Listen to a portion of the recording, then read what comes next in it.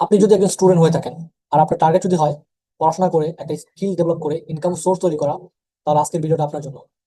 কারণ এই প্রশ্নটা আমাকে অনেকেই করে থাকে যে ভাইয়া, আমি একজন স্টুডেন্ট, আমি চাচ্ছি নিজের হাত খরচ চালাতে, কিভাবে আমি একটা স্কিল ডেভেলপ করে আমার ইনকাম সোর্সটা তৈরি করতে পারি, আমি নিজের হাত খরচ চালাতে পারি।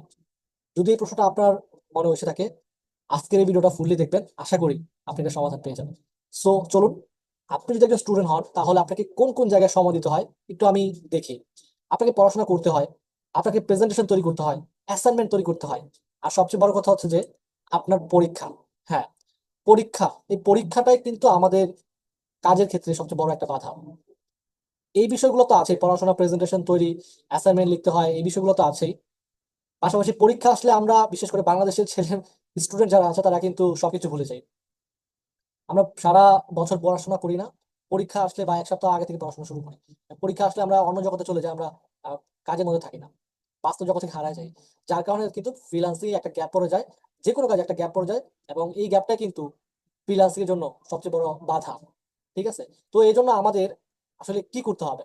আপনি যদি ফ্রিল্যান্সিং করতে চান স্টুডেন্ট অবস্থায়, তাহলে আপনাকে এমন একটা কাজ চুজ করতে হবে যেই কাজটা দ্রুত শেখা যায়। দ্বিতীয় নাম্বার হচ্ছে যেটা মার্কেটে অনেক বেশি ডিমান্ড আছে।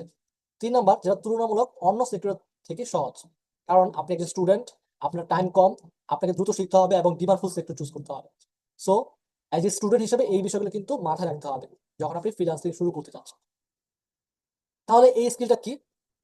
হ্যাঁ, এই স্কিলটা হচ্ছে ফেসবুক মার্কেটিং।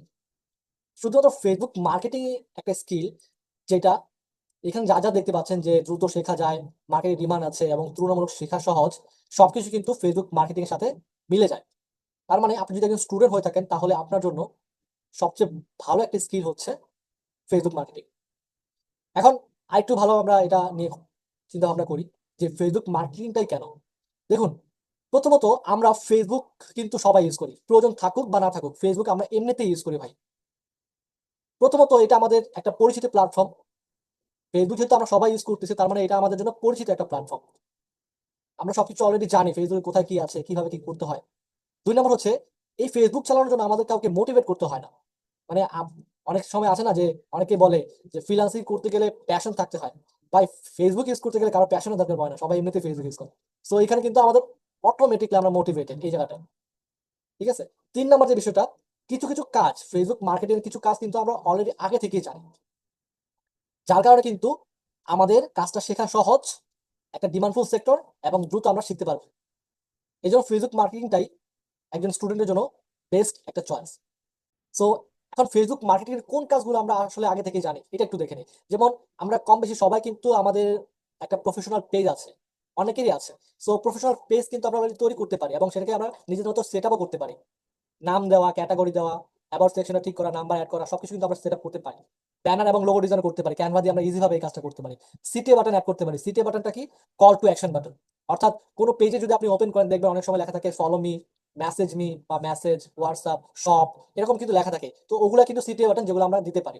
নিয়মিত কন্টেন্ট দেওয়া দেওয়া মানে দিতে পারি আমরা। তো এই কাজগুলো কিন্তু আমরা অলরেডি ফেসবুক মার্কেটিং এর যে কাজগুলো, এগুলো কিন্তু আগে থেকেই পারি। তো কোন কাজগুলো আমাদের শিখতে হবে এটা একটু দেখে নিই।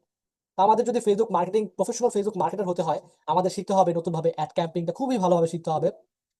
কপিরাইটিং কন্টেন্ট কিভাবে করতে হয়, কপিরাইটিং কন্টেন্ট কিভাবে আহ, লিখতে হয়, সেগুলো আমাদের জানতে পারতে হবে। কন্টেন্ট পোস্টের টাইমিংটা, মানে কখন কন্টেন্ট পোস্ট করলে একটা ভালো রেজাল্ট আসে, সেই বিষয়গুলো আমাদের জানতে পারতে হবে। একটা সেলস ফানেল তৈরি করতে হবে। সেলস ফানেল কি?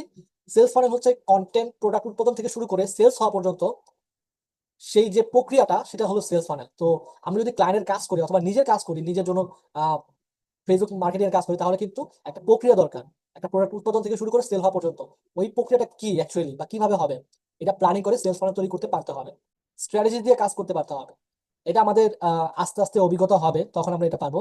কাস্টমার সাইকোলজি বুঝে কাজ করতে হবে। ফেসবুক মার্কেটিং এর বড় একটা পার্ট হচ্ছে আপনার যে অডিয়েন্স, আপনার যে কাস্টমার, তাদের সাইকোলজি বুঝে কাজ করা, সাইকোলজি বুঝে কন্টেন্ট মার্কেটিং করা, পিক্সেল সেট আপ করা। আপনার প্রতিটা কাস্টমারকে, আপনার যদি কোনো ওয়েবসাইট থাকে বা ল্যান্ডিং পেজ থাকে, তাকে ফেসবুক পেজের মাধ্যমে ল্যান্ডিং পেজে বা ওয়েবসাইটে নিয়ে যাওয়া, এবং সেটা কাজটা করে কিন্তু পিক্সেল সেটআপের মাধ্যমে।